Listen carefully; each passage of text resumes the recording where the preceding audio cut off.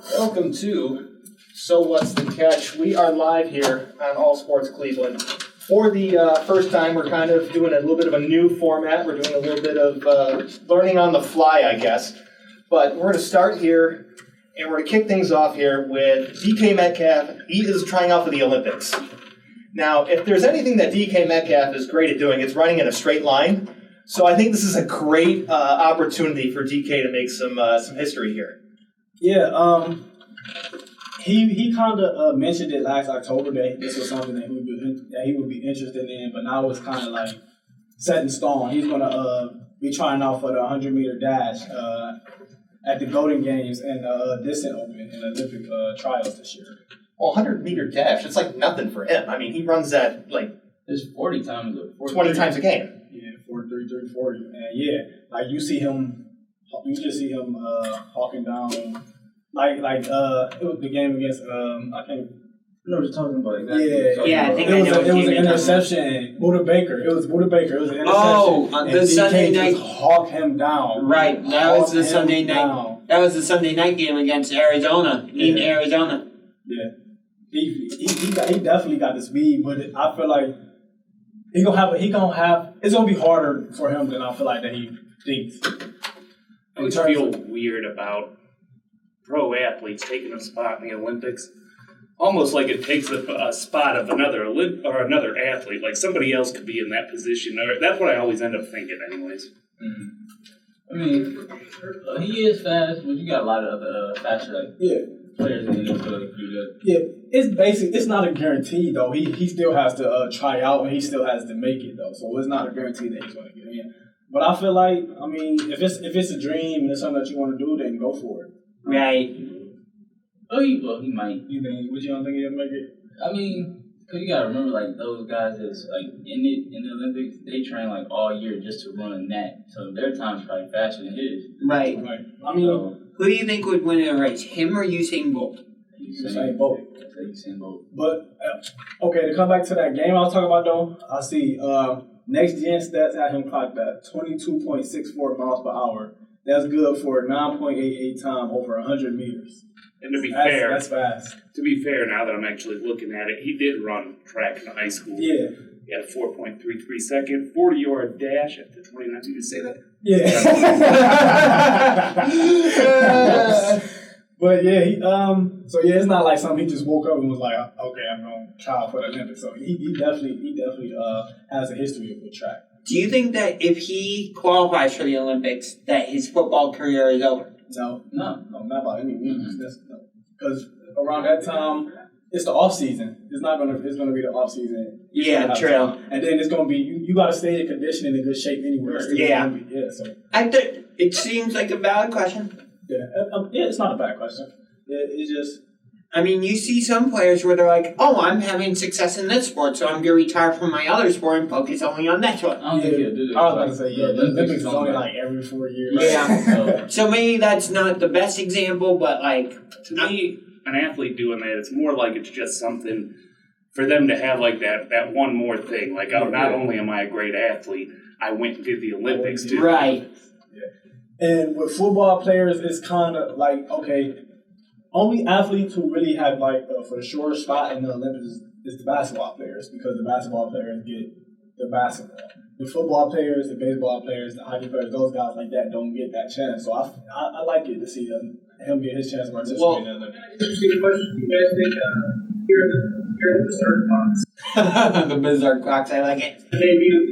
Shirk was so berserk, we had to stick him in his own room. Crazy box. He was too berserk for us. It was called the penalty box, but now that Shirk is in there, we called it the Berserk box instead. Yeah, it was only a penalty box when Josh was in there. Oh, I so love you right now, Kramer. Okay, what's up though, Berserk? I was about to say, do you think football should coach? No. It's not. There was NFL Europe. I mean, it's not that big globally as like basketball. And stuff right. Like that. I mean, although like the NFL does play games in Mexico City now, and they play games over in London and all that, I don't think it would work. You know who I think should be in the Olympics? You, Shirk. Berserk for the Olympics. What sport? All the events. All of them. All of them? Every Wait. single All of them. event. Wait. Anyways, we're moving on from this. That's Okay. enough about DK Metcalf. I wanted to hit some things real quick. Sorry, I was still getting my headphones and stuff on. I ran in here late because I do that. And I apologize, really. And we started a new format, and not only that, but we also have new ways to watch and listen now. We're going to try to get this show on as many stations and streams as possible. In the meantime, please make sure you're on our Facebook page if you aren't already. So what's the catch? Just like the show's name is the Facebook page name. You go there. We will have every episode there. Don't forget to follow our newly created Twitter account at So What's the Catch on Twitter. Yes, sir. We also have a website in development. We have a website out. I was just getting to that. It is sowhatsthecatch.wordpress.com. It is a free website, but it's still a website. All right, so Will we be coming to Instagram and Snapchat soon? of course, and you know what? Definitely, we're gonna get some berserker TikToks going on too. Yeah. That's We also happening. might do a calendar with Chirk, Berserk, and bikinis. But we'll figure that out. Anyways, back to what you were saying, Jason. So let's go on to the Andy Ruiz. Okay. Come on. Andy Ruiz. This is his first fight since losing to Anthony Joshua in 2019. He won by unanimous decision. It was the distance. It was a good fight. Besides from the fights in the crowd that happened, that fight was really good too. Now he could be facing either Alexander Usyk next, maybe Deontay Wilder. I want that, or whoever wins between Fury and Joshua. But he's back. He made a good statement of why he is still a contender. So I know you guys ain't really boxing heavy like I am, but you probably got a little bit of input, right? Yeah. I don't know this name. Would you say this is like a big name to watch? Yeah. This is In the heavyweight division, not the biggest. I would say he like one of the biggest, like probably like 4 or 5. Yeah, not the Number 4 or biggest. 5. So he's definitely up there. Who do you think's gonna win? Out of all the heavyweights, Sure, of all the heavyweights, but specifically this fight in particular that you mentioned. Okay. Out of all the heavyweights, I'm gonna say it like this first. Out of all the heavyweights, I think Tyson Fury has the best chance of winning all of it. Andy Ruiz, he's the underdog. Just came off this win, which was I want to say Saturday. Okay. Yeah, it was against Chris Arreola. That's all I know. So he got a good chance. He's an underdog. Got some grit. And I got to rewind a little bit. Did you say something about fights in the crowd? Yes. So Would I have had a better time watching the fights in the crowd than the fight in the ring? at one point, yes, you would have. Okay. So it was like 2 fights that broke out in the crowd. Like you could actually see it on TV. So Andy Ruiz is fighting, and then like in the back, you're just like, why are so many people moving? Right. Yeah, they're fighting. So, was this paper, did you actually purchase the paper yet? I watched it the next day, but I didn't purchase the pay-per-view now. Okay, so you just watch the next day. We're going to do quick, Jeremy, top 5 for college football. Yeah, real quick, top 5 college Let's football. give me a quick top 5, and we got to hit to a commercial. Yeah, I might touch a little bit more on this when we come back, but just a quick top 5. We got Sooners, obviously, with everything that happened. They're number 1 for me right now. Okay. Alabama has got to be next. It's It's Bama. Alabama. It's Bama. It's it's hard not to even put them in number 1, but Georgia, number 3. Clemson Tigers got to stick it at 4. And I dropped Ohio State a bit, but Ohio State at 5. Ohio State being at the edge of the top 5 seems about right. After this break, I might have to refute you on a couple of those. We can take a few minutes on that. I have a couple comments on yours. Well, let's all let that One. sit and marinate Yeah. while we go wait for the commercial. Then we can comment on it a little bit. Then we'll dive into some Browns draft coming around on the other side of this commercial break. All right, we are back.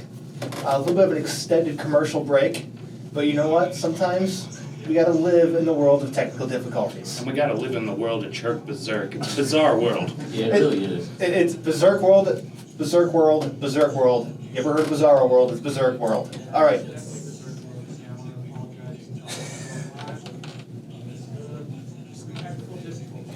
Hey, it happens. But you know what? We're going to do a quick little comments on the college football top 5. Josh, go. You should not have Georgia in there. Yeah, you should. Defend your position quickly. Yeah. Go ahead. What? Texas A&M was right there in the hunt for a playoff spot last year. Georgia was not. All right. Okay. That's what Josh Okay, said. what I would say is 9 at the most for Texas A&M, not top 5. But my top 5, I'm gonna go Alabama, Oklahoma, Clemson, Ohio State, then Georgia. That's my top 5. Fair enough. I accept all of that. It's so hard with college football. Yeah. You got to just kind of guess at a certain point because it could play out anyways, and especially after last season. Last season was weird. That's all I got to say. It was. Hey, Berserk, you got to take on the college football top 5? Mostly the same teams. I always want to see like a mystery team. Let's say Big Cat, Michigan State, ever get it? Okay, let's go to the next topic. I see you don't follow recruitments. I see you don't follow recruitments, Church. Ohio State, Clemson, Alabama, possibly Michigan State. Michigan Wild, Michigan State. I Michigan love it. State. I love it. Well, we got to go on to the next topic now. We're talking Browns draft. First of all, I know for myself, I'm very happy with the draft. My expectations were, I didn't know what to expect, honestly, because you heard from a lot of people reporting, and it is the Browns, that they didn't value certain positions, certain ways they're going to approach the draft, and good news for all of us, that was all lies, and everything that they said was incorrect. So, I don't know about you, but I'm ecstatic about this draft. I'm ecstatic, and my expectations are way higher. Yeah. We got 2 first round picks basically. Yeah, I was telling the guys from the jump that I had the confidence. I knew we was going to have a great draft from the jump. I think the most interesting pick for me was the selection of Anthony Schwartz, the wide receiver. I believe he's out of Auburn, if I remember correctly. 20 years old. Yeah, Yeah. and A track athlete. exactly. Athlete, as we were talking about DK. Yeah, He ran a 4.2640. I think that was the most surprising, both the most surprising and the most interesting for me. I wouldn't say it was the most surprising. I had them taking Amari Rodgers there. Oh, the wide who went- receiver out of who went Clemson. literally like 2 picks before. So I kind of figured we was going to take a receiver there. Well, I told y'all, like, I didn't really care who we got as long as it's gonna help us Yeah. win and be successful. But from what I've seen, like, on ESPN, like, the grades they gave us after that, I was pretty pleased that we did not screw this up. I was very pleased.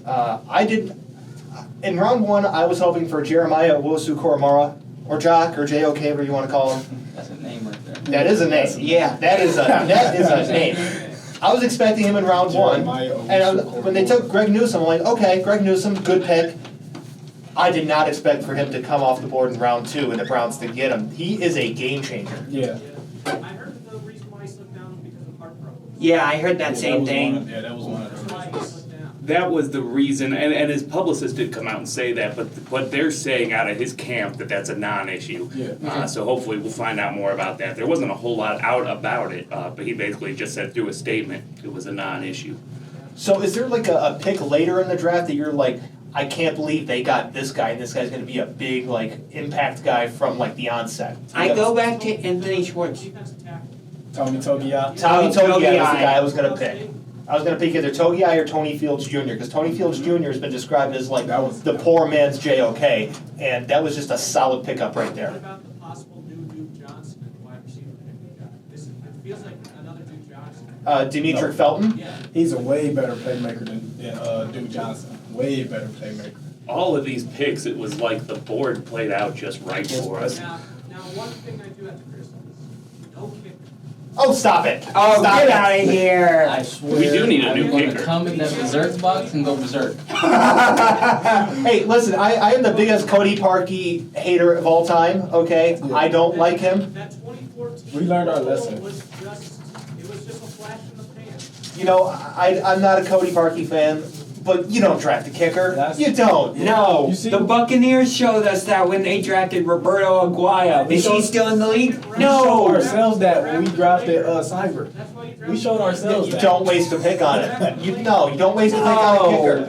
All tried kickers, all kickers should be undrafted free agents. We tried that. And he's Before this dissolves into an all-out brawl, moving forward, I have another thought, and I was talking with James about this the other day, that it's it's totally a different team now on defense.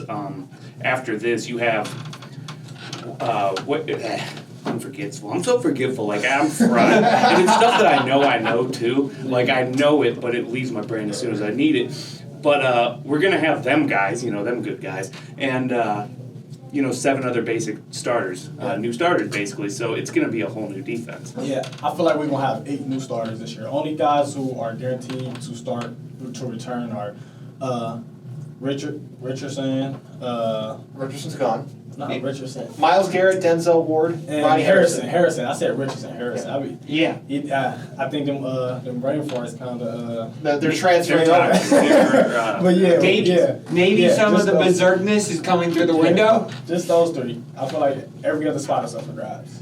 So what I think is one of the more important aspects of this draft, and something that needs to be highlighted, is we heard a lot of talk about 3 safeties that the Browns are going to play.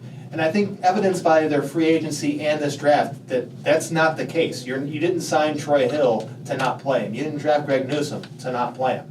So they're going to go out there with 3 corners and 2 safeties and figure out what to do with 2 linebackers. So they're going to do base 4-2-5, but it's to be 3 corners and not 3 safeties. So, which I prefer. But I like it because JOK brings that factor where he can still play safety. So technically, we're going to have 3 safeties, 3 corners. I like it. And he can still get to the cornerback. And then we got green dots all over the defense. This defense is going to be great. So do you think the base 4-2-5 plays to our strength as a defense? Yes, with this personnel, yes. Base 4-2-5 does, but I prefer the 3 corners over the 3 safeties. Yeah, nickel. Okay. I prefer the corners over the safeties. So what I'm hearing is a lot of wins this year, right? Expectations have been raised, and we're going to get into that in the next segment about Browns' expectations. We're going to look at draft grades and power rankings. Where does Bleacher Report have the Browns going in? So we're going to come back with that after the break here. Stay tuned.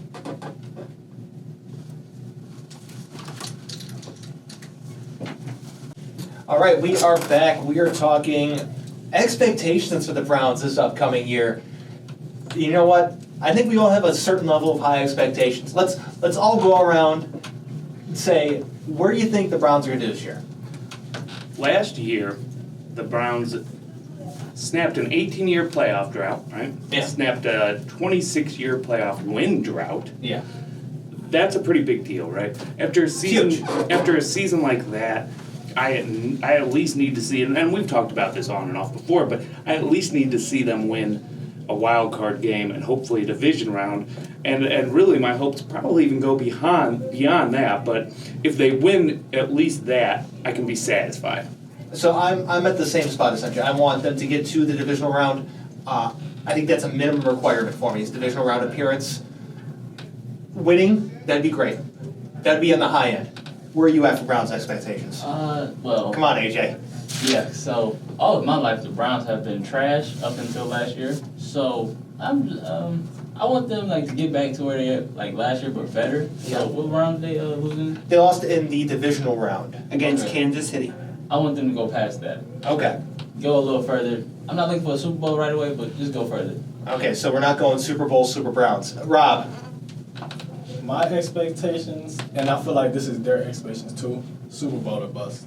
If you got to that point last year with one of the worst defenses in the league, defenses in the league, excuse me. Getting tongue tied there. When you take this group and you transform this group the way you did, and I feel like they're gonna build off of that success. I feel like they're gonna get past the divisional round. I feel like we can beat anybody now. My expectation is Super Bowl. Okay, expectation is Super Bowl. Is that just expectation period, or is that do you have a minimum expectation? Do you want them to at least achieve that? Minimum is conference championship. Okay, that's what I was looking for. Josh, where you at? So first of all, it was big for me that they ended their 18-game losing streak or whatever it was in Pittsburgh. Because in my lifetime, I had not seen them win a game in Pittsburgh. So Okay. I did not consider Browns Steelers to be a rivalry, but we can save that for a different day. Yeah, it was a curb stomping by Pittsburgh. So where are you at with expectations? AFC Championship game appearance. Okay, Chirk Berserk, where are you at? Super Browns. Super Bowl, Super Browns? You going full Ken Carmen on us? I'm going full Ken Carmen. This leads into something. Can I recant my statement now? But What's up? The minimum is a conference. Conference title game appearance? But my own expectations, Okay, Super Bowl from Shirk. Okay. So Chirk saying Super Bowl, and I gotta say that he's in league with at least one big name, a berserker, who is from Cleveland. I sent James a story this weekend. You know what I'm talking about? MGK. Oh, yeah? He dropped the mic. I don't know if he's a Well, you're publicly disavowing MGK. You were berserk before you were berserk. He was in Cleveland for a couple of years throughout growing up. He moved throughout the U.S. So if MGK walked in this building right now and walked into that production room, Bone Thugs and Hunt. you're gonna. Okay. Both dots. Okay. They're truly. Hey, you know what? The way Cleveland needs to operate is they're accepting of anyone willing to adopt the city as their own. That's the way I've always Yeah. viewed it. Anyways, but yeah, he dropped the mic and he's saying, definitely, we'll see you at the Super Bowl, period. And I think you got to be drunk to say that because you never know how a football season's going to unfold. You really don't. Yeah, we all thought like Kansas City was gonna easily repeat this season, and look at what happened. They got absolutely dismantled in Super Bowl 55. I think that with MGK, that just shows like the emotion of every Cleveland Browns fan. 'Cause like we said, they've been bad for so long, and now they're getting so good. So we all just want to be like, oh, we're gonna. It's probably not like the most realistic expectation to say, oh, we're just gonna see you there, but it's definitely an Right. expectation. I'll say this, it's more realistic now than it ever was. was. You know what AFC Championship game I would like to see is the Browns against the Baltimore Ravens. I want to see Browns versus Bills. Yeah, Browns versus Bills. That's mine. That's what I want. Okay, That's gonna be Browns and Bills. wait, That's what we need. let me rephrase. Okay. Browns Bills would be my number one AFC Championship game. Number two would be Browns Ravens. All right. So I think either one of those would be entertaining. Were the Browns, the Ravens were. Yeah. Yes. That's part of the reason. It would add to the rivalry. So let's head into some power rankings because, as expected, they had a great season last year, great offseason, appears to be a great draft. Inconsistent quarterback. We'll get into that at a different time, maybe a little bit later, in an hour or two. But high expectations from outside of Cleveland, outside of the area. Power rankings have the Browns up high. Bleacher Report's got them at 4. CBS has them at 5. NFL.com at 6. Sports Illustrated at 8. Just don't put us on the cover of Sports Illustrated. That's all I'm asking. Please don't hype us up that much. And don't put us on the cover of Madden. I don't understand the disparity between all these picks. Like, Yeah. why do we have? And I know there's always a little bit of disparity between different picks or different organizations picking, but it's never that much. Like, at least I don't feel like I usually see like from 4 to 8. 4 to 8's not that big. I mean, if we're talking like, I've seen projections of power rankings that have gone from like 5 to 15 before. So I mean, We were 7 This is the whole on all of them. 4 to 8. 4 to 8. So that's Bleacher Report, CBS, Sports Illustrated, NFL.com has us in that 4 to 8 range. All right, we didn't hype us up too high, so we got much. So there's still places to go, right? Still got that. That ranking is the fuel. And I feel like they should have that chip on their shoulder going in. Well, that's probably why. I mean, I could possibly just be salty because. Yeah, you might be. I mean, I really just want them to be number one. Yeah. Period. I want everybody to be like, we love the Browns, but it is cool just to see on a national scale that at least their respect is going in the right direction.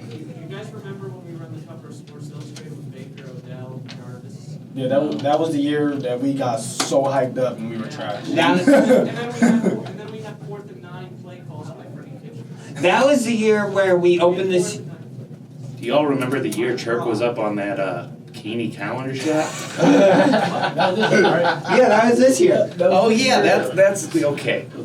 Gotcha. James, Okay. guys, we got that coming out next week. Yeah, you're right, AJ. So I think we're all like in agreement. They're like in the right area Yeah, they're- through all the power rankings. That We'll have to see. there's a little bit of variance, but it's not huge disparities. Yeah, It's all. Here's I'm a just glad we're question not for you. number one. I like that they're at least top 10. Here's something I'm thinking. We had all that hype a couple of years ago too. Yeah. And we saw how that worked out, right? When we had all that preseason hype with Odell, and then we came into that season and really laid an egg. So is all this hype, is it a good thing or a bad thing? This year, Yes. Yes, exactly. I feel like Yet to this see. year is definitely a good thing because that year when all the hype was around, you seen all Baker Mayfield always in the media, Odell always in the meeting. Now our guys are just quietly working and grinding. They're all in Florida right now working out together. So I feel like it's definitely better They're not this in the year. vote, they're not using the goalposts. I do like that. Yeah. Remembers that? I like that we're not seeing headlines about Baker Yeah. Mayfield or Odell. Right.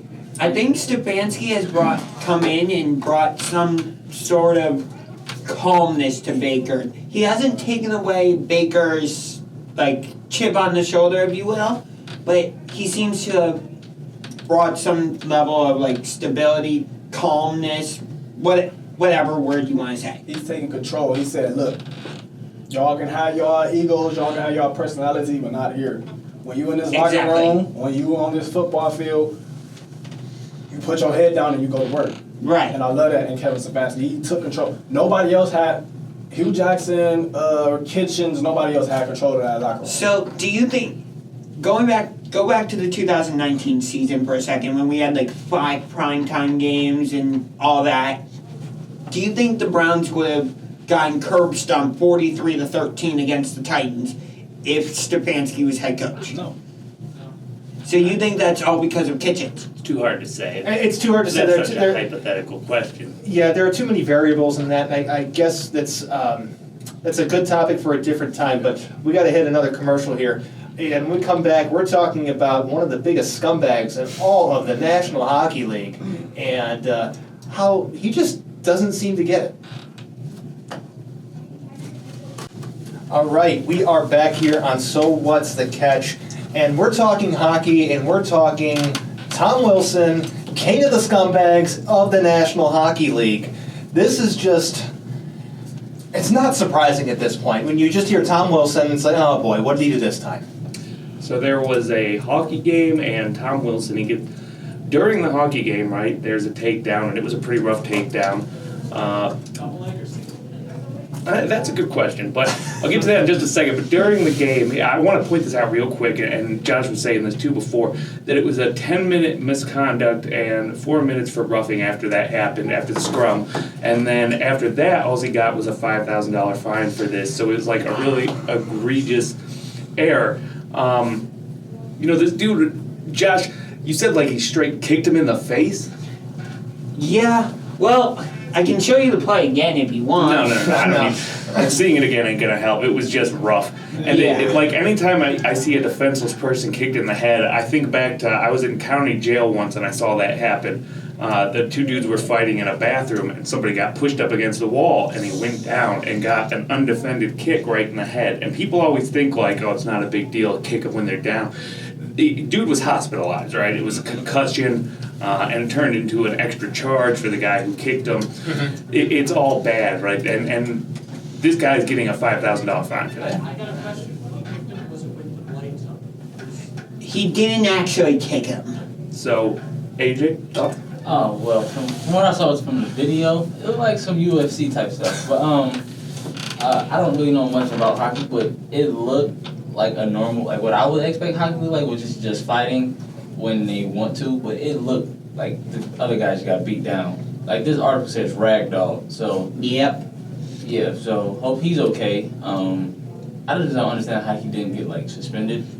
Yeah, I don't know why he didn't get suspended, because Tom Wilson has been suspended for various other things before. I don't remember the exact amount of times he's been suspended, but the New York Rangers actually released a statement about this, and this is significant that I'm getting tongue-tied like you, that they're releasing a statement because they are one of the original 6 teams, and you don't usually see original 6 teams release public statements like this. But here's their statement. The New York Rangers are extremely disappointed that Capitals forward Tom Wilson was not suspended for his horrifying act of violence last night at Madison Square Garden. Wilson is a repeat offender with a long history of these types of acts, and we find it shocking that the NHL and their Department of Player Safety failed to take the appropriate action and to suspend him indefinitely. Wilson's dangerous and reckless actions caused an injury to Artemi Panarin that will prevent him from playing again this season. We view this as, I don't know how to say this word. dereliction of duty by NHL head of player safety George Peros. On today's episode of Reading Rainbow. Rob Johnson, you got thoughts on this? I'm not really surprised when it comes to stuff like this in hockey. That's like just probably the most barbaric sport. Only thing that really crossed the line for me about the situation was the way that he just slammed his head into the ice. Like that man could have died. I've went ice skating before. I know how that ice feels. Yeah, I know how that ice feels. That was what reminded me so much about that fight in jail was when they kicked the dude, his head like bounced off concrete, and that makes it so much worse. That ice is very hard. It's not. It's basically the same thing. It's unforgiving. I'm telling you. Thoughts on Tom Wilson, capital scumbag, Mr. Chirk Berserk? You just can't take cheap shots like that. No, he's not a berserker. Tom Wilson, not a berserker. No. Okay. And do you think he could fight the goon Who? from that movie? Oh, you talk. yeah, he'd fight and win because this guy does not give. He don't care. So you think he would beat him? Yeah, because he fights dirty and that's who he is. He's a dirty player. He is. So you want to call him out, Charles? Yeah, I was gonna say. Yeah. Let's double down into Jake Paul. We can have a battle royale between you, Jake Paul, and Tom Wilson. I think we need to get a list on the wall of everybody Charles called out. I'll do it like Theodore Long. It'll be 6-man tag team. You gonna have an Undertaker on your sleeve? All right, I'll play it. Yes. Well, this will be a 6-man tag team match. In the WWE? No. So we've talked about doing a segment before with Chirk. We should do every week Berserker of the Week, and it's who he wants to fight. Yes, that's how we're gonna do it. So Berserker from of the now week. on, we need to know who you want to fight every week, Chirk. For the negative side. Yes. The positive one, well, we got that one too. I'm yes. more interested in who you want to fight. Okay, I would love to see you guys fight either in a ring or on the hockey rink, but you know what? There could be a new team you could be suiting up for, and that's the Seattle Kraken. Because here's what I'm hoping. I'm hoping one of these famous people is going to hear this and be like, all right. That's my Good question. Can it be like 2 berserkers a week that he fights? You know what? He can fight as many people as he wants. Okay. If you need some partners for that tag team match, me and AJ got you. Yeah, I will not participate in that. Thank you very much. Did he just volunteer me? Yeah, you definitely got You definitely just got voluntold. All right, so there's a new team in the NHL, the Seattle Kraken. They've officially made their final expansion payment, so they are now in the league. Well, Seattle's got a hockey team. What, no Supersonics? No Supersonics. Don't get me started on this. I will rant about it for an hour. I don't have So much let's thoughts not. on this other than what a name. Seattle Kraken's an epic name, okay? Yeah. If you're starting a hockey team, Kraken, like the mythical creature in the sea. That's nice. You know, you got to think like already most of the best names are probably taken up. So definitely that was like a good call. Anytime like a new team at this point comes into any league, like football, basketball, baseball, it seems like hard. What are you going to name them? That's why we have the Washington football team still at this point. Yeah. But these guys at least, they hit a home run. They did. The interesting thing about this is the NHL is the only team that's done or only league, I should say. The NHL is not a team. Organization. Yes, the NHL is the only league that has done expansion recently because they had the Vegas Golden Knights in 2018, who instantly went to the Stanley Cup final before losing to Tom Wilson and the Washington Capitals. Scumbag. Yes, scumbag of the week. And Century, but okay. yes, and now you have Seattle. So I love that name so much. Seattle Kraken. So good. It's fantastic. Yeah. What's their logo? It's a Kraken. It's like a dragon looking thing. It's like a sea dragon. No, it's an S that looks like a tentacle, and it has a little red eye to represent the Kraken. Can you pull it up? Yeah, I can pull it up. Yeah. It is not what I'm picturing. Now. They look exactly what a Kraken looks like. What does a Kraken I look have like? no idea. I think it's a mythical Here's creature. the Seattle Kraken's logo. No, I don't like it. What is that? That's the Kraken's logo. I don't like Let me it. see. Is that an S? What's the Yeah, that's an S. Like, you know the little S's you draw with the 3 I would think lines? Superman if I saw that. So you get this amazing name and then you just blow it with this logo.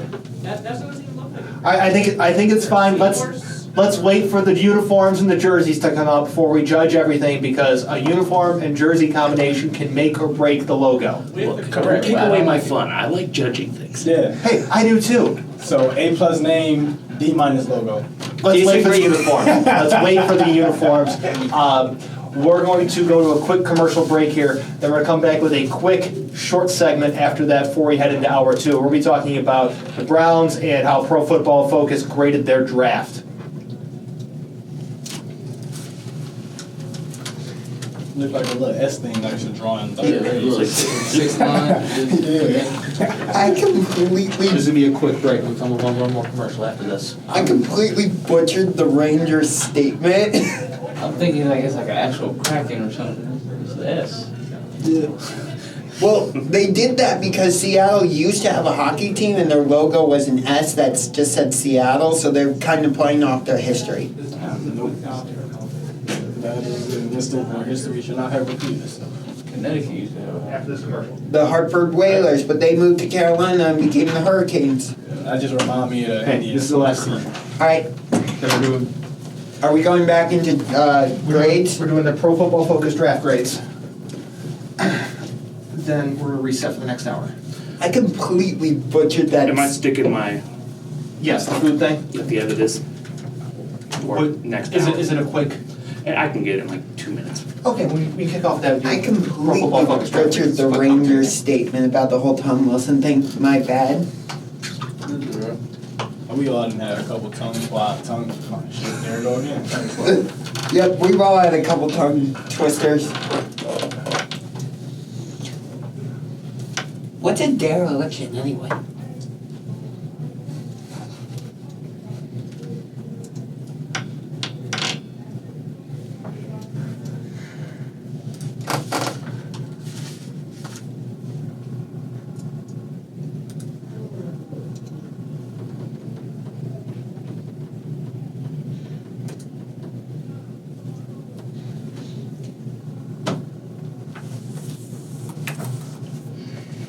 I wasn't kidding when I said that was a quick commercial break. That was only a quick commercial break. What was that, 2 minutes? All right, so we're going to get the Pro Football Focus draft grades in a second, but Jeremy, you got us a food story? Yeah, real quick, on draft night, we were doing a live draft reaction, and every pick that came out, like there was story after story about food, so we kept looking at like what people were eating that night. I wish I would have saw this story. It was real heartwarming, kind of. Not kind of, it is. First round draft pick Najee Harris holds pizza party at the homeless shelter where he used to live. Wow. Yeah, that's awesome, man. It's really cool that he remembers where he came from, and out of all the food stories I had, I wish this one would have been the one that I had that night. Yeah, compared to what most people buy for trips to Vegas, their own materialistic things, and this guy's just helping out the people. Yeah. So real quick, because we only have a second, but everybody around the table, if you just got drafted and you got signed to a big time contract, what's your celebration meal? I'm going for some, White Castle sliders. Oh, we're going White Castle. Yeah, White go. Castle, baby. You know it. I'm going barbecue. Barbecue. I love me some barbecue. I'm going Mexican. I would love barbecue too. I'm going barbecue. Jerk? Right. I don't know. Thought he said Fridays. TGI Fridays. No. I would probably do. I actually don't know. So Think about it during this segment. No, Jerk We'll is come back to you. Because the thing is, when we get a big contract, we're gonna bring in now some barbecue and some White Castle Some and Mexican food. Mexican, but and nothing for church. Church got to sit in there in the berserker box and watch us You eat have it. to watch Get it. chips from the vending machine. Yeah, might Yes. slide you a couple crackers on his door. Yeah. Like here's one pork barbecue rib. No, Yep. no, I would get a shirt burger. Shirt burger, okay. He's inventing his own burger. Okay. All right, so. That's what my deal. All right, so we're going from inventing burgers to Pro Football Focus draft grades, and for anyone who has paid attention to the Browns the past couple of years, Pro Football Focus has been something that has been quite common when discussing the Browns, and they're also controversial in their rebuilding and team building. But they gave them an A+ for the second straight year. They're the only team to get an A+ for 2 consecutive years. I think Pro Football Focus personally has kind of an investment in grading the Browns high because of the Browns being very analytically minded. But it's still impressive to see them get an A+ grade. I don't really put too much stock into it. I mean, it's a draft grade and it was just done, so I'm not really that concerned about it. See what's on the field, right? Yeah. Last year, I wasn't really, but this year I can see the A+. Last year I could have seen like a B+. This year I can see the A+. So it's interesting here. In another article, Pro Football Focus, they're talking about their 10 what they think were the best position filling picks for the draft. Okay. And they actually stuck the Browns in here again, but it's not for who it was just a surprise for the 110th pick, the James Hudson. Yeah. James Hudson. They have that as the 10th best pick position wise. Interesting. Yeah, I thought that was a little. Yeah, he's very underrated. I don't know much about just that. because he went to Cincinnati. Yeah. And Cincinnati had they had a little bit of exposure this year, more than usual probably, but they still didn't get enough. And he's a very underrated. He kept his quarterback upright. What's your take on draft grades? Like I said before, the Browns have been terrible all my life, except for last year. So before they probably like an F. A is good to me. So basically, it's put up or shut up for you. Yeah. Yeah. It's like grades after a couple days after draft, cool. Let's see if they actually work. That's where I'm at. Really. Yeah. But the thing with him though, we probably won't see him until like next season probably. We won't see a lot of him until next season. Not just work, but work with us. And just to back up what Yes. you say, last year he did only allow 6 pressures on 319 snaps. He kept his quarterback upright. That's important to see. He's probably going to figure more in his swing tackle as a rookie. Maybe they kick him into guard in the future. You know, Wyatt Teller's a unrestricted free agent, and he has a little bit shorter arms, so guard might be the best position for him. Yeah, little Tyrannosaurus arms. I don't think he has the right build for center. He's got some great mobility, and they showed that during the draft. You know, when they saw him pulling out on the sweeps, that would look so good in this offensive system. Yeah, not at center though. Yeah. Especially going up against some of the defenses we had to play this year. Yeah, but you know, kicking a tackle into guard, that's a solid move. They drafted Nick Harris last year, so he's someone that can also play in that guard center role. When he stepped in, he definitely has some good production too. So it looks like there's some stability, some long-term roster pieces that they're looking at beyond. Yeah. And I like the how they people probably thought, oh, they shouldn't focus on the tackle, but Wyatt Teller contract up after the season.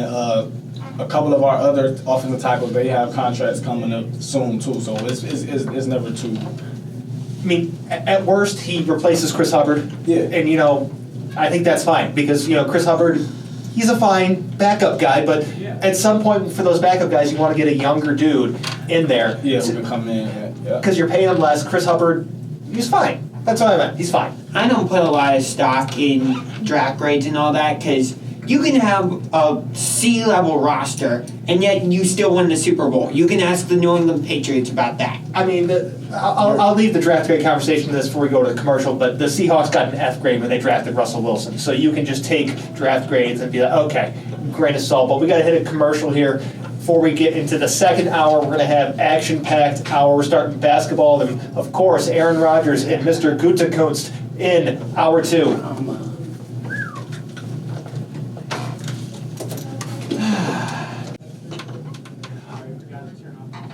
All right, it's all I forgot to good. turn you off, Church. All right, after that little conversation, we are back. So what's the catch? We are in hour 2, and we're talking some NBA to kick off the second hour, specifically in your Cleveland Cavaliers lineup. The return of Anderson Varejao, the man that Chirk Berserk shares a hairstyle with. My doppelganger. Yeah, having him back, I think could help out this young team, maybe with some experience. But Oh, come on, man. Come on. This is a total just publicity stunt. Number 1, to try and sell tickets. And number 2, wait, it's... we got a bobblehead up here. I like how We Chirk actually got- said. We What? actually have a bobblehead of Anderson Varejao. Chirk said like 3 sentences and then he couldn't even continue. He started laughing at himself. You know. I mean, you know it's messed up. The way I see it is that it's a way for him to end his career on a good note in a Cavs uniform. I tried to be serious. Come on, AJ. What do you got? Wow. Give me your take on the wild thing. When I was a kid, I used to love Andy. Same. Like one of the reasons I would go, yeah, LeBron, but Andy was just cool. Yeah. I didn't want him back. I just feel like we're we're just embracing the tank, I guess. Time to a 10-day contract. So It's take-a-thon. Yeah. I've called it the surrender lineup. yeah, it just hurts a little bit just to see him back with us now. I didn't want him. Yeah, I didn't want him. I don't see the point. We got about 7 games left. What's the point? he's a body. Yeah. Hey, but then he didn't even play. He'll play. Maybe he plays tonight. And then what condition is he in? When the last time this man played basketball? He was playing in Brazil. He looked like he was in shape from the pictures I saw, but I mean, shirts can lie. Josh, Waste of time. very quick and succinct. Chirk. That was probably the quickest take you've ever had. Chirk. No, I was gonna say, I wanna be serious about it, but it's hard. You can't. The Cavs are a dumpster fire. They're going nowhere, and they signed Anderson Varejao. Doesn't Okay. that pretty much say it all that you Do you think can't his be fin- serious about it? Should his finals experience could help out the youngsters? This season's already done, dude. It's in the dumpster. Do you think What finals do you think experience? he could have some coaching experience? No. Hold on. Yeah. What And I Wait. finals want to point out experience? he is 38 years old. Wait a Hold on minute. to 39. Wait a It's- Can you Wait a tell minute. me what finals experience this man has? 2016. He single-handedly won the Cavs the title in 2016 because he can play defense. I remember that. 2007 too. That's his other final. Right. When did he play minimum minutes in that finals? Against San Antonio in a 4-game sweep. And the man lifts 2,000 pounds, and he runs a 2.4. In 2010, he had a second team all defense. That was 11 years ago. 11 years ago. Half the people at this table were in elementary school 11 years ago. That is entirely true. Yes. I was 10. Yeah.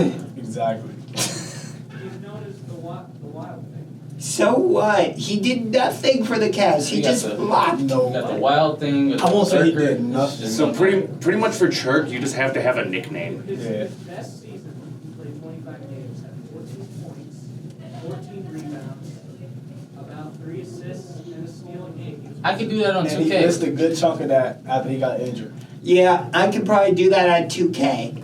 All right, so moving on from Sideshow Bob to his former teammates, LeBron.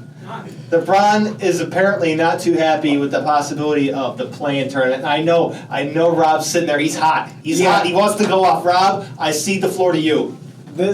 So last year, LeBron was asked about this tournament. It was no problem. Now we got the Lakers in here at 6 and being very threatened to fall into that 7 spot. Now all of a sudden you want to rip the format?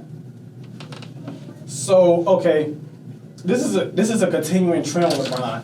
When something starts to look like it's not going to go his way, it's bad all of a sudden. If it's not going to affect him, if it's not going to, it's good, it's all Peter's opinion, it's all everything. LeBron James, you 6'8", 250, and you out here crying like my son. Come on, bro. So are you saying LeBron's a little bit of a crybaby? LeBron is a major crybaby. My girlfriend says that all the time. Okay. My girlfriend does not. She can't stand LeBron. I like the. I still like. It's hard to like somebody for so many years and then just give up on them. Yeah.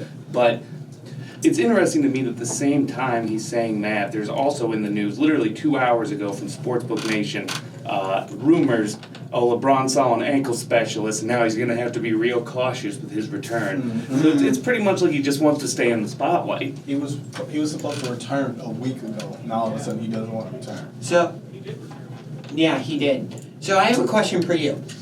So LeBron was, when the NBA announced that they were going to do an All-Star game in Atlanta, LeBron was having an issue with it. So, do you think LeBron should be the voice of the NBA still? LeBron NBA is not the players. voice of the NBA. Chris Paul is the voice of the. First of all, Chris Paul is the voice of the NBA player. He is the president of the Players Association. Yes, I know, but LeBron James is like the self-decided. He's Like the- he thinks. You can say he's the face. He's not the voice. yes, I meant face, but LeBron is great. This is nothing to take away from his greatness. And I'm a big LeBron fan. I've always been a big LeBron fan. That's why it pisses me off when he cries like this. Like, come on. If you the big, you bad, you the man. You gonna do whatever you gotta do from whatever position you at. right. One quick thing, and I'll let you go, Jeremy, or Kramer. Sorry. Jeremy Kramer. Jeremy Kramer, I love it. In my opinion, LeBron is not the GOAT. But it's not because of rings, it's because he's gone Cleveland, Miami, Cleveland, Lakers. Okay, we can have that conversation a different day, 'cause that's a whole Pandora's box of nightmares. But Jeremy, So in that game that you mentioned, he did play one game, came back, and then he was talking afterwards, and he said, quote, "It's impossible for me to get back to 100%. I don't think I will ever get back to 100% in my career." So it just feels to me like excuse after this point. And I wish he would just go out with class. Really, it's just about class. I wish he would just say, you know what, I'm getting older. It's getting harder. I'm not the same player I used to be. And maybe move into something else, coaching or. But I don't want to see the next couple of years what I think I'm going to see, which is just LeBron flaming out and making a spectacle of it.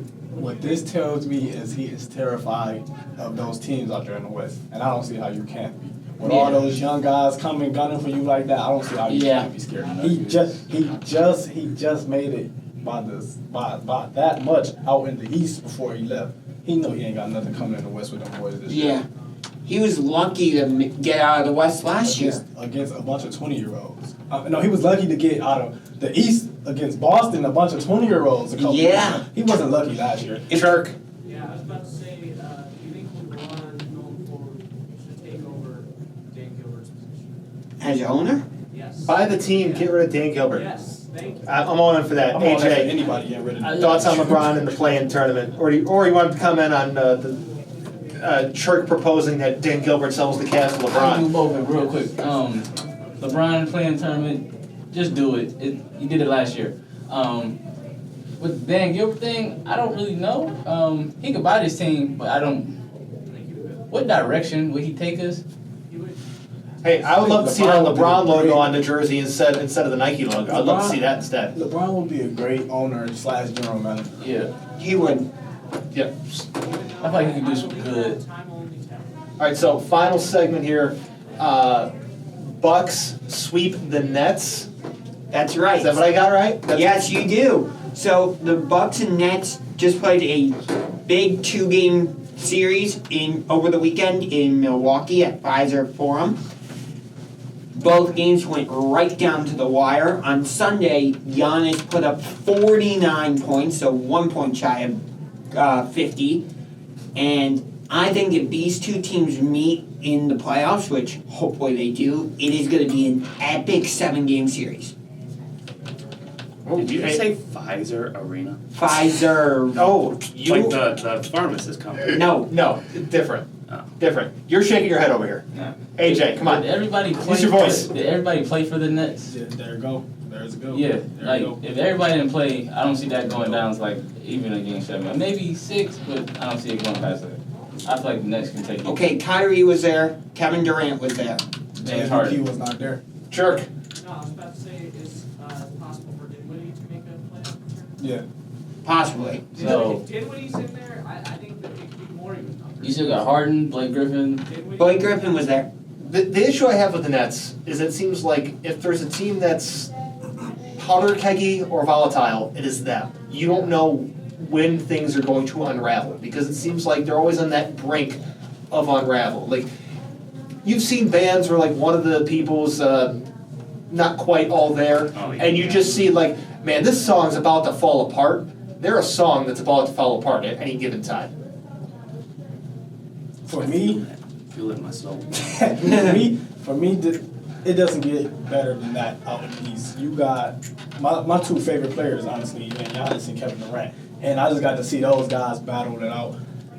And I want to give it, and I want to give the edge to the Bucks after those games because, like I said, Giannis is my favorite. KD is my second favorite, but the MVP was not there.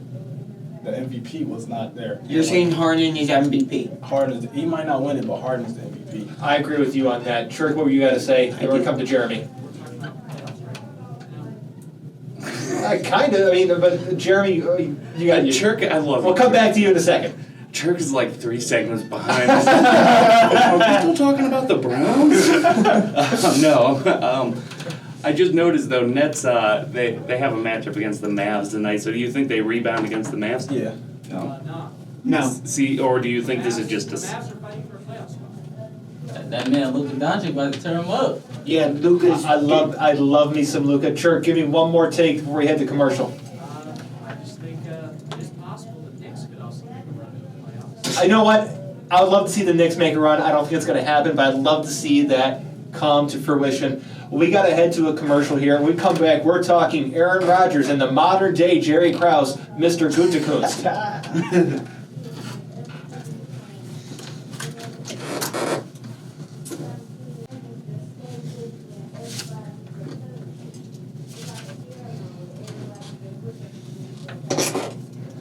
Well, everyone remembers how everything unfolded with the Chicago Bulls and Jerry Krause when we watched The Last Dance a year ago. It seems like we're getting an NFL version of it right now between Aaron Rodgers and the Green Bay Packers, because Aaron Rodgers has referred to as Packers general manager Brian Gutekunst as Jerry Krause in group text. Quick thing on this. First of all, I think the timing on it's really weird. That the first rumor of this came out the day of the draft. And then it's exploded since then. Yeah. And at first, like, I was almost kind of wondering if it was one of those things where somebody ran with a rumor and it wasn't like a real story. But we were talking about class in the last segment, right? If LeBron James is the opposite of class, I believe he is, then to me, Aaron Rodgers is at the top of class. I think he's a classy guy.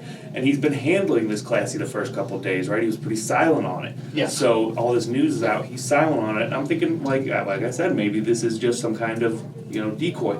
Well, like today he drops that text. And this was the first he had said anything on this. His last statement, actually, he had said something Sunday night, but it was kind of along the lines of, I'm disappointed this got leaked out. I love the fans of Green Bay. So, this is the first thing that feeds into, yes, this is real. I got a quick thing to say. Aren't the fans technically the owners of Green Bay? Yes, the fans are the owners of Green Bay, so that makes things a little bit difficult with Mr. Gutekunst and his job. I don't know how to pronounce that man's name. I heard Pat McAfee say it 1,000 times last year. Don't they overpower modern Jerry Krause? I don't know how that dynamic works because it's a unique situation. First of all, I toned it down from the way Pat McAfee said it last year, because last year he was like, Gutekunst, like that when he said it. I'm not kidding, that's how he said it. But, Aaron Rodgers and Pat McAfee are buddies, so you want to know if the whole Jerry Krause thing kind of inceptioned itself into Aaron Rodgers a little bit. So I just want to, for those who don't know, I just want to give a little background information on this whole Jerry Krause thing. He was the guy who essentially decided to break up that Bulls team, and basically he was the main villain of that Last Dance documentary that MJ made. Yes. So this is kind of the narrative to where it has gotten, and I think that plays a lot into the decision to. They basically released his favorite wide receiver after he told him, like, no, this is my favorite receiver. They still release him. Yep. So it's like Jordy Nelson? Huh? No. Let me see. Devontae Adams dropped a tweet supporting his last him. name. Please look it up. Yeah, Wayne. I'm not exactly sure the exact wording, but he was supporting Aaron, and Rodgers liked the tweet, so it was kind of a big story. That was something else where they were saying. He said you gotta appreciate what you got while you got it. The receiver was Jake Kumaro. Yeah, cool. I can't pronounce it. Kumaro. Yeah. So, just quick, Aaron Rodgers was the host of Jeopardy like a week or two ago. Mm-hmm. My parents have said he wasn't that great of a host because he talked slow and all that. But we can save that for a different show. I Anyway. think that's your favorite. That's like your slogan. Save that for a different. Save that for a different show. Yeah, I would say my favorite segment is no longer As I Said. All right, continue. But do you think that his decision to come out and be like against the Packers, if you will, does being a guest host of Jeopardy have anything to do with that? No. I'm not sure it does, but you know what? I will say I enjoyed Aaron Rodgers when he hosted. I did too. I thought he was entertaining. Wouldn't that be some stuff though? Like, you know what? I'm done with this football. I'm going to Host Jeopardy. So from the Packers' perspective, what I think they should do is be like, okay, you're under contract. We're not trading you. You can either play for us or go host Jeopardy. But let's play the hypothetical game. I'm stirring the pot here. Get ready. Let's say the Cleveland Browns have a chance to trade for Aaron Rodgers. Yes, you do it? Yes. I was just going to circle back to that because What do you give up? Baker. Everything. Miles Garrett. Not I'm that not far. doing everything. But Jeremy, We're not giving out Garrett. give it to me. ESPN. So I jumped on ESPN, and if you're ever wondering what I'm doing over here with my phone, I'm looking stuff up, and I look up ESPN and brand new article, and I was wondering how long this was going to take. And at the top of the article about Aaron Rodgers, it said, "Should the Browns replace Mayfield with Rodgers?" And then it's kind of out of nowhere. But people are already, throwing this out there, putting our name in trade situations. Of course. I would give up Baker Mayfield, Yes. period. But Yeah. I'm not going to give up the whole team.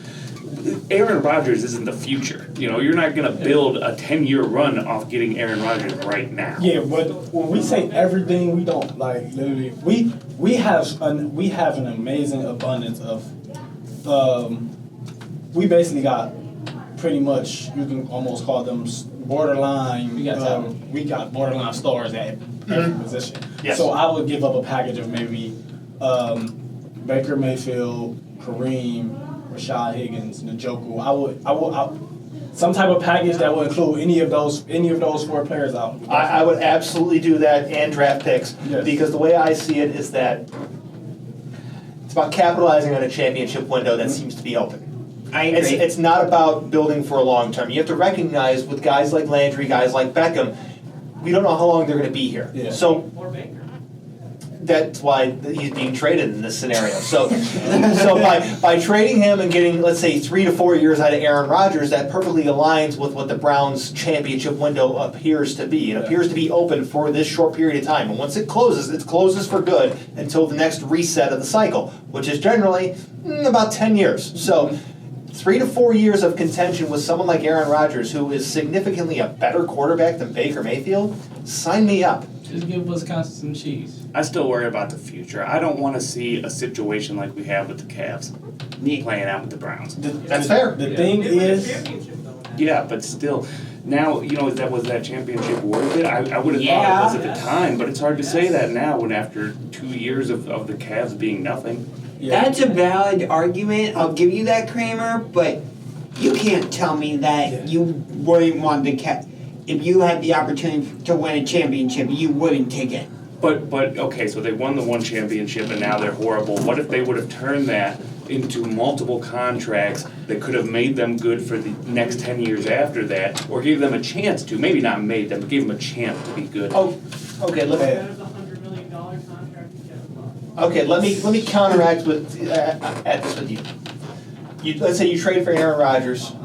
There's a really great chance of getting to the Super Bowl and winning. Let's just say for the hypothetical scenario here, they get to a Super Bowl and they win. So Aaron Rodgers, they win a Super Bowl, hypothetically. Or you get what's in the mystery box.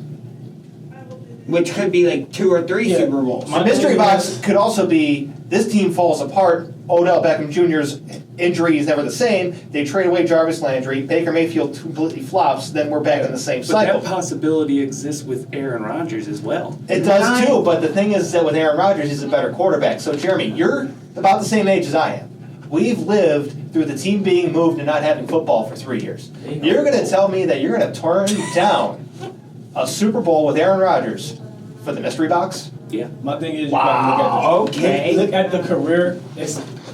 So we have a couple more years of Odell. Probably he probably won't come back. Let's say 2. Yeah, 2 more I years with would Odell. say 2 or 3. We don't know what's going to happen with Chubb. We know we know the career span of running backs are typically shorter, and he might not even want to come back. We don't know. Either way it goes, Odell and Landry are still getting older. The core guys are getting older. Myles Garrett already said after this contract he's probably going to retire. You got to capitalize on the championship window right now. Right now. Wait, whoa. Whoa, Miles Garrett said. Yeah, he said he doesn't want to play football for a long time. He said after this his contract he's going to strongly consider retiring. So, Smart. For me, it comes back to what I said a couple segments ago. You can't predict how a football season turns out. That's fair. What you can predict is if you spend all your money right now and put all your eggs into one basket, you're gonna pay for that in the future. yeah, I do agree that you shouldn't put all your eggs in one basket, but at the same time, if you know you have a team capable of going for a championship, even if you just get one, I still say it's worth it. That's what I'm saying. If we get rid of those 4 players, we're not just gonna get Rodgers in return. We're gonna get something in return. And you get rid of Kareem, the second running back. You get rid of Njoku, the third tight end. You get rid of Higgins, the fourth, maybe third, maybe fourth, maybe fifth receiver. And who else did we say? Baker. And draft picks. It's a fine line the Browns are walking. I'm not sure We where need to to just give up half of our treasure chest. I like I like what you guys are talking about, but I agree with Kramer. I'm gonna go with Kramer on this. I don't want to give away everything and then it's just flops. Everything. We only starter that we're trading in this predicament is Baker. We're trading no other starters in this So predicament. you've thrown some picks. Yeah, throwing some picks. I would have to see the deal. Yeah. What? Yeah. I love Aaron Rodgers. Yeah, and Barry is a pretty shrewd GM, so I'm pretty sure he can. Here's what frustrates me though, because now this is being talked about on every little bit of Cleveland radio, everywhere. I'm sure you go to Even here. anything right now and they're talking about it. So Baker's hearing this, and we're one of how many teams that are going after Aaron Rodgers right now? And what's the real likelihood of him landing in Cleveland? It's not likely. So in the meantime, we're telling our quarterback, and yeah, he should understand, but he's not. I wouldn't understand if I was Baker Mayfield. I'd be like, you know what, screw you guys now. Right. But I think he should go to Denver. How many teams are looking at Baker Mayfield? There aren't. So that's the thing you have to realize. Look from the other perspective. How many teams are looking at Baker Mayfield and saying, I want this guy to be the guy who is the leader of my offense. I want him to be the engineer that makes everything run. That's not happening. I think there's more teams that would take Baker Mayfield than you realize. At the end of the day, And to go back on Jeremy's question, how would this Cavs team be with the Andrew Wiggins, Aaron Waiters, Kyrie Irving? We don't know. Worse. Terrible. Worse. It'd be terrible. But They'd Rob, be pathetic. at the end of the day, and when you're a sports player or anything, you have to know that 9 times out of 10, if you're not the best, you're expendable. So if he's letting this get up under his skin, if he lets this cause him to throw a hissy fit, then he's not the right quarterback for us. No. That's all easy to say, but it's different when you're in the situation. It's different because people have human feelings. Right. I've We're not been- Baker right. Mayfield, so we don't know what he's thinking, but I've been in this situation where I was starting, a guy who came in who was better than me came in and got the start. At the end of the day, you have to be prepared for that. You have to Right. be ready for that. On that point- That's just what it is. on that point, when Golden State had their run in 2015 to 2018, or 2019, I should say, in the first year of 2015, Andre Iguodala was better than Harrison Barnes, but Iguodala came off the bench because it made more sense for the team to start Harrison Barnes. You know, I can really simplify my take too. It comes down to loyalty. Like, because of the way my life has been and the experiences I've had, I highly value loyalty, and it feels so disloyal to me. And He should go to Denver. I mean, the way I see it, you're playing football, you're in the business of winning championships. Cleveland, the Browns, Andrew Ray's got to look and say, what's the best chance that we have to win a championship with this roster as constructed? So that's something for them to think about. We're going to head to commercial, and we're coming back. We're talking about a little bit of baseball, changing things up a little bit.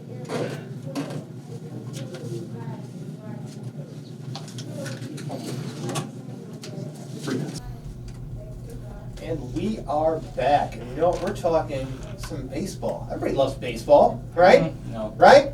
It's Right? my favorite sport. Right? Yeah. Anyways, we're talking baseball. We talked about it a little while ago how the Toronto Blue Jays were not able to play in Toronto, so they had to play at their spring training complex down in Dunedin. But they are returning to Buffalo to play. Dunedin is in Florida. Yeah. So they're going back to Buffalo, which is where they played last year for last year's 60-game abbreviated season. And so I like this better for Toronto or Buff Jays. We'll go with Buff Jays. That's more fun. Because they're Buffalo. I like this better for the Buff Jays because they're closer to all of their division rivals now, so there's going to be less travel for them and everyone else they're playing. So you think about it. It's Boston, the Yankees, Baltimore, and them.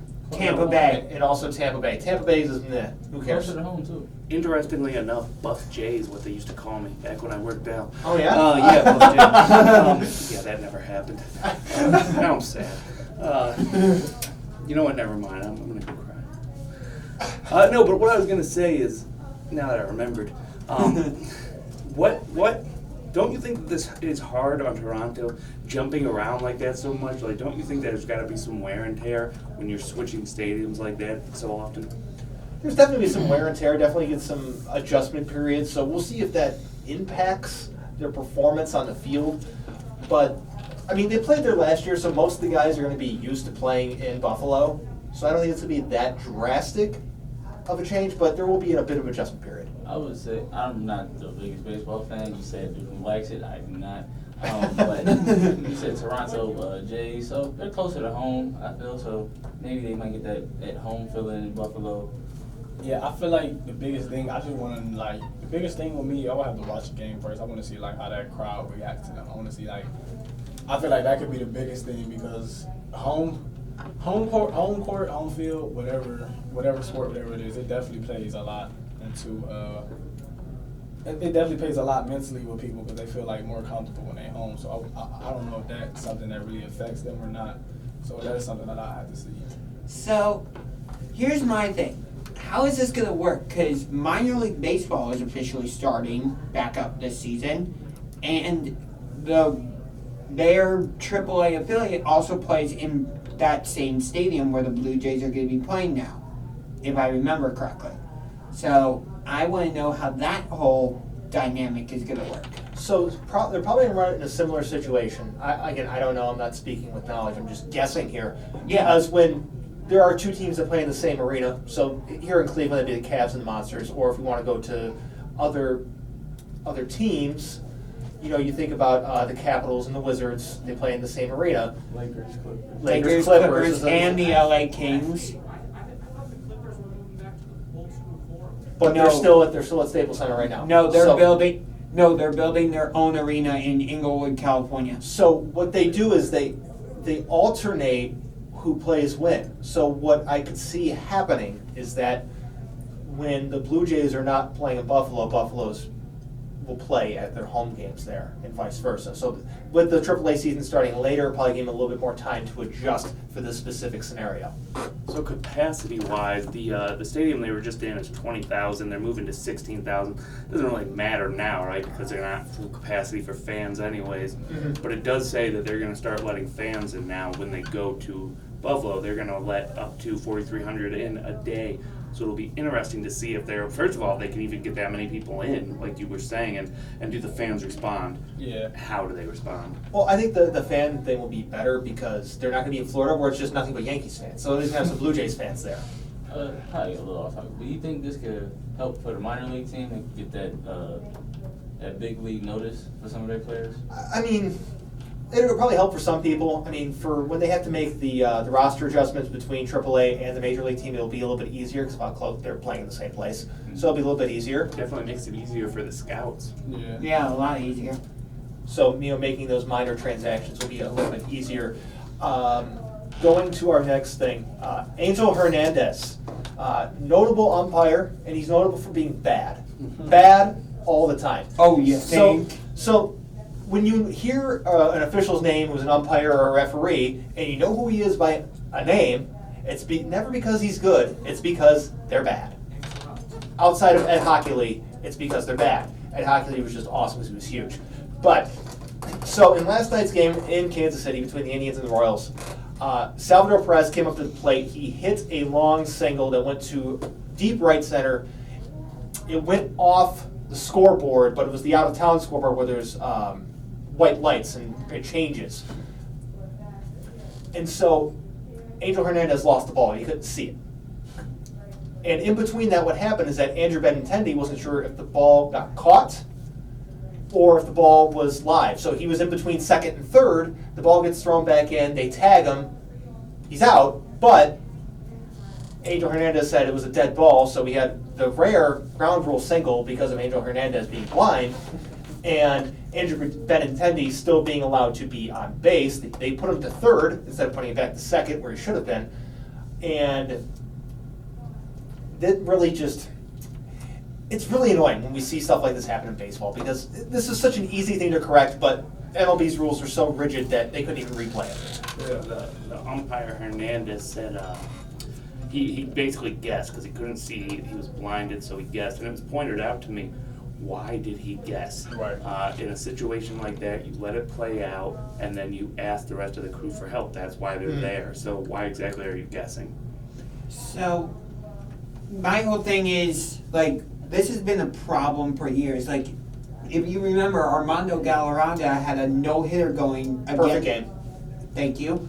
Perfect game. That's why you're the baseball expert, James. But he had a perfect game going against the Indians in Detroit, and the Indians base runner was Jason Donald. Jason Donald. Do you want to just take this? No, keep going. You're just telling me my holes. Yep. Terrible phrasing. Filling in the gaps in your story. Let's go with that. But what happened was that Jim Joyce incorrectly called the runner safe when he was out, resulting in the imperfect game for Armando Galarraga. And the next day, he got Jim Joyce gave him a freaking truck. Well, Jim Joyce didn't. The Tigers did. And interesting parallel with that story. Roy Halladay actually threw a no-hitter against the Florida Marlins, the then Florida Marlins, and the Phillies gifted him a fishing reel and the rubber that he threw it on. But Armando Galarraga doesn't accomplish what a great achievement and gets a truck. But moving on, It's good to see the Indians at least won. To a former Indians player, the shortstop, Mr. Smile, Mr. Francisco Lindor, not having some great times in Queens right now. We miss you, bro. Come back. Well, he's probably about ready to come back. He's had hitless in 21 straight at bats Coming into today. Yeah, and that's rough. That's not the Frankie we know, especially at this time of year, like the first month maybe. But by now you'd expect that bat to be picking up. I'm not mad. Go ahead. I'm not mad. He You're left mad? us. I feel this is good for him. He left us. I'm a little heartbroken. He left us. That's it. That's all I gotta say. He left us. So the read I'm getting from what I've seen and what I've heard is that he has gotten bigger muscle-wise, and he's trying to pull the ball. So he's trying to hit home runs and hit it hard, right? Like I play on MLB. Like when you play on MLB The Show, you try to pull the ball to right field and try to hit get off the foul pole. So he's too big, and that's impacting his swing. So think about when Giancarlo Stanton struggled the past couple of years. The criticism was he was too big. Francisco Lindor, he's too big. It's impacted his swing. It's not quite right. He's trying to pull the ball. It's not him. Put on. I don't know how much he's put on, but if you look at him, he's noticeably bigger. Like James Harden. James Harden ate his way out of Houston. He didn't put on muscle. Interestingly enough, right after the game, the Mets announced the firing of their hitting coach, Chili Davis. Awesome name. Yeah. But still, and assistant hitting coach Tom Slater. So you think they were putting a little bit of blame on the hitting coaches? Yeah, you can't fire a player, so you're gonna fire the coaches instead. There's an interesting anecdote to add on to this. At some point, some of the Mets players invented a non-existent hitting coach called Donnie Stevenson, who they're crediting with some of the guys' turning around at the plate. Obviously not for Mr. Lindor, but they created a fictional guy named Donnie Stevenson who said, yeah, he's helped us out at the plate, perfectly going out of the way, not to mention Chili Davis or Tom Slater. No. Well, obviously they're not very well liked. I mean, let's be honest here, the Mets weren't doing well offensively. Firing their hitting coaches a month into the season, it's just like, okay, we need to blame somebody, you're the easiest target. The NL East is just bad all around, though. Yeah, offense all around is down. I thought it was interesting to see this is actually the he had a longer hitless streak in his career before. This is actually only the second longest. So. Yeah, it was in Cleveland in 2016. Yeah, and he came back from that, and then it was 2016. I mean, so you can see him bounce back from this still. It's baseball's such a marathon. And it's interesting because I just found this quote from February where he was talking about he didn't put in enough work in the weight room last year. Yep. So he just went out there and just hit muscle milk and pumped all the iron and just. Muscles kind of do that Well, to you. I- Too big. I mean, when you sign that big deal, you're gonna go hit the gym. Make sure you know. Speaking of big deals, big contract. Yeah, he's gonna go to the gym, make sure he's in tip-top shape, make sure he can live up to his new deal with the Mets. It hasn't worked out so far. The Mets faithful are booing him, but it's in New York. What do you expect? I mean, Giancarlo Stanton would go 0 for 5 in his first game as a Yankee, and they booed him. So that's kind of what is expected out in New York. It's not a kind town, and I'm sure at some point in time, Mr. Lindor is going to feel the effects from the press and the New York Post giving him probably some ridiculous nickname. We are up against the break here, but when we come back, interesting, not so happy story to start things off with, but we're going to finish it off with Carmelo Anthony making some NBA history. So that's when we come back.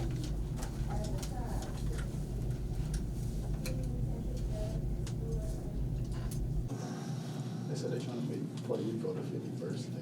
All right, we are back here on So What's the Catch? We have about 15 minutes left. You know, first episode, first show, kind of going by how things feel a little bit. We have it's a little bit of a new territory for all of us, but you know what? I feel like it's gone pretty good. So this next topic, I'm just going to pass this off to AJ, and he's going to give us the background because this is something he knows a lot more about than I do. So, Olympic boxer, he's from Puerto Rico, Felix Verdejo, he hasn't been charged with everything yet, but, he has been charged with kidnapping and killing a woman who was pregnant and claimed that the baby was his. Now, this isn't his, wife, this is, his side chick, so, it's just a hard story to really talk about, because, it's a lot that happened, and it happened over the weekend. The commissioner of Top Rank Boxing said they're not going to release him unless he's convicted. So he's still on an active roster. He's an active fighter unless he's convicted. Well, I mean, that's a good point that you make, unless he's convicted, because if he's found innocent, then they would look pretty ridiculous. Mm-hmm. So it's just about them being careful and don't want to overstep something in case it turns out, not to be true. But it seems like, are they going to put him in some sort of purgatory list for the time being? Kind of like how in other sports, they put him on a commissioner's exempt list? Yeah, I'm thinking they do something like that just while the trial goes on and more investigations are done. They're just going to keep him on the side. He's not fighting, he's not training, just sticking to that case. I just want to know why, you made your bed and you made these decisions. And okay, even before I even say that, did you think you were gonna get away with it in the first? That's the first thing I want to say. He turned himself in. Is he okay in the head? Is it something? Is it something going on? It was shocking to me to see it over the weekend because I just watched his previous fight, I want to say 2.5 months ago. He was doing good. He lost, but he was doing good, and he's a young boxer. I just wanted to see him continue, but with this, it might stop short. Yeah, I'm gonna have to do some research into the subject because it's confusing because it's what is going on here? Is he okay? So you're saying he turned himself in? Yeah. So that's... To me, that's you did. That is an admission of guilt of sorts. Yeah.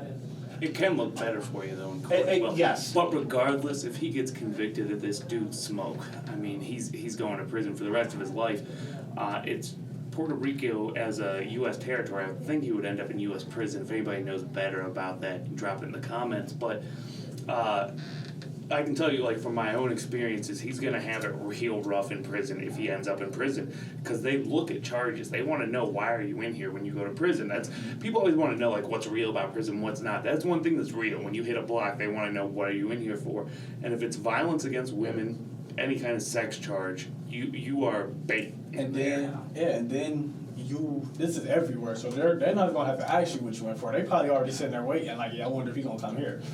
Well, they're going to check paperwork as soon as he hits the block, and he'll be getting extorted left and right. I mean, it's just one of those things where a charge like that, you don't want to go to prison for that. Yeah, you better have to put them boxing skills to use. Yeah, I mean, at least he'll be ready to defend himself. Yeah.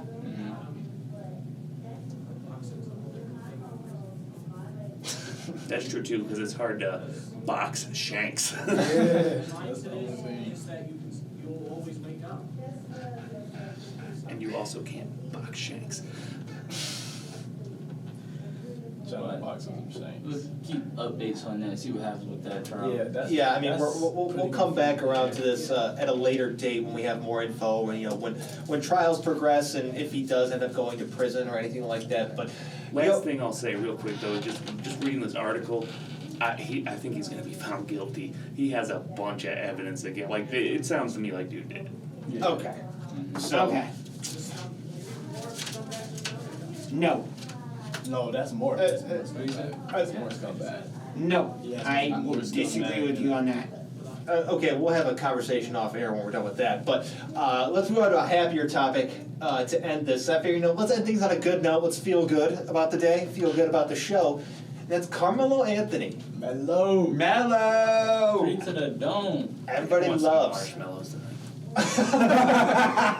I don't. You say mellow just got me. Yeah. All right, so Carmelo Anthony's in the top 10 in scoring. Yes, he is. He has moved into Let me pull it up so I can tell you. Yeah. the top 10. Just to think about it, a few years ago, he wasn't even in the league. So this is wild to me because of that. Because I mean, the one thing I remember is him just like showing up to a game as a spectator, and there was like the clip where he like got up off the bench, got the ball, gonna like jack it up for a shot, and just set the ball down. I'm like, man, is this really what Carmelo Anthony has turned into? Is this it? But it's good to see him come back and actually break a certain barrier. I didn't think he was going to have a chance to. Is he a first ballot Hall of Famer in your opinion? Yeah. I'll say yes. I had to think about it, but I'll say yes. Yeah, he has 27,318 points. And he probably will be about number 9 at least because Moses Malone is next with 27,409. So I feel like he got a pretty chance to get number 9. Pass with Moses Malone. Yeah, it's a pretty good chance he passes Moses Malone. I mean, Less than 100 points. I mean, him and the Trailblazers are playing the Cavaliers tonight, so he should be able to put up, 47 at least? No, I think Wow. his days of dropping 47 are long gone. In the years 2020 and 21, it's hard to find like any real good news. So any kind of feel-good story, you end up appreciating even more. And this is definitely a feel-good story. Yep. Yeah, and to clarify, this is just an NBA only list, so players that played in the NBA and ABA, there are a couple that are ahead of him, but he is 10th of just NBA only players. The Yeah. best players probably not win a ring as a record. As of now, yeah, he's probably in that elite group of players that have not won a ring that you think about. Westbrook, Harden. I was thinking more guys, like John Stockton, Yeah, Charles Barkley. Barkley. You know what I want? Tracy McGrady, Actually, no, Gary did. Gary Payton, yeah, he did. But I'm looking, he might be able to pass Moses Malone if he has a good finish at the end of the season, because he's only 80 points behind him. The Cavs pick up now. 90 points. I've said that they should have like 5 years ago, but that's when they still had LeBron. But I could see Melo when it's all said and done finishing 8th if he has a good just finish to his career. Yeah, if he plays next year, I'll give him 8 for sure. You know what I end up wondering, and I know what the answer is, but I feel like it's not the real answer. Whenever somebody is up against like being able to break a record like this, they'll inevitably get the question like, "Are you paying attention? Do you?" And they'll always say, "No, I'm not paying any attention to that record. I just want to play." But you got to think that's in the back of his head, Yeah. right? Oh, yeah. I feel like that's always in the Big back of milestone his for head. him. Like, if you have 99 home runs and you know you're 1 away from 100, that's in the back of your mind. You're like, this is going to be the swing that puts me at 100. How could it not be? I mean, I think yes and no in this situation because of the reason I'll say yes is because it's going to be something that any athlete getting closer to achievement is going to pay attention to. But at the same time, as we said earlier, he was out of basketball not that too long ago. So he could be in that situation just enjoying the ride, and whatever happens, happens. That's the best situation you can be in anything in life. So you're right. That's what I think. Chark, what do you think? Yeah, I think getting to that level, probably working all his career, close to 20 years, I think he could make it to 8 or 7. I like seeing it because I remember they tried to pin Melo for a lot of things, saying he was the reason teams were losing. He was like a cancer. So to see him like in like the news, I guess for this, like I like it, and I like Melo. So Yeah, I like Melo. Big Shark, Yeah. where do you land on the all-time NBA scoring list?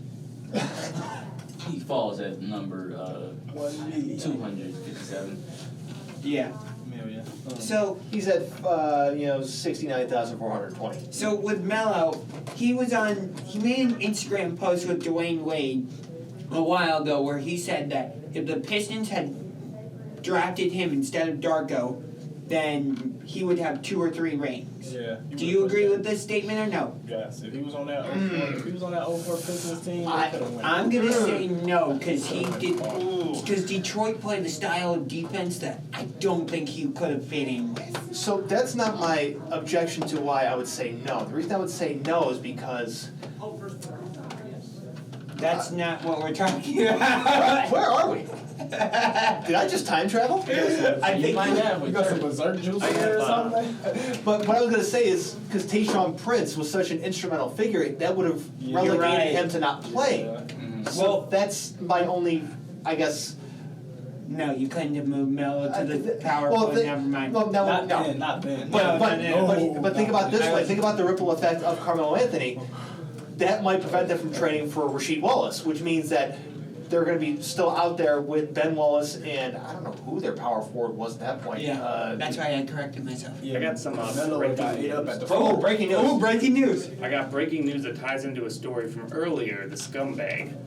Rangers fired President John Davidson that's and what I was Jeff saying. Gordon. They are both gone.